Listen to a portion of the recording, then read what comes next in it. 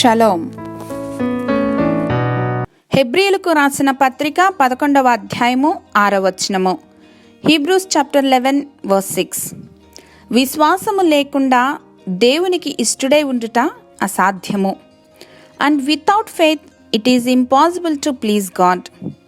ఎలాంటి అనుబంధమైన నిలవబడటానికి పునాది నమ్మకం. నమ్మకం లేకపోతే ఆ బంధం నిలకడగా ఉండదు. కీర్తనకారుడు అంటున్నారు, యెహోవా వాక్యము యథార్థమైనది, ఆయన చేయునదంతయు నమ్మకమైనది అని.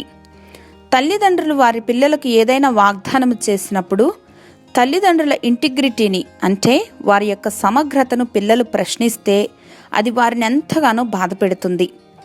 తమపై సంపూర్ణ విశ్వాసం, నమ్మకం పిల్లలు కనపరచాలని ప్రతి తల్లి తండ్రి ఆశిస్తారు. నిజమైన విశ్వాసము ప్రశ్నించదు. ఆనాటి అబ్రహాములా, if we struggle to believe that God's word is true, then we are in effect doubting God's character. దేవుని నిబద్ధత పైన సంపూర్ణంగా ఆధారపడాలి.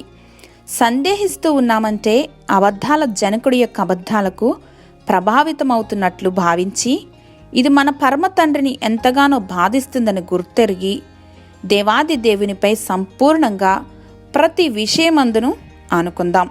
వాగ్దానము చేసిన వాడు నమ్మదగిన వాడని ఎరిగి సాతాను మనలోనికి తెస్తున్న ప్రతి అనుమానపు బీజాలను మొలకెత్తకుండా ఆదిలోనే త్రుంచివేయగల శక్తిని యేసు నామములో కలిగి ముందుకు సాగిపోదాం.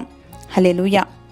పరిశుద్ధుడవగు మా తండ్రి, మీ పైన సంపూర్ణ విశ్వాసమును కనపరచగలిగినటువంటి కృపను అనుగ్రహించమని యేసు నామంలో వేడుకొని పొందుకొని ఉన్నాం మా ప్రియ పరలోకపు తండ్రి.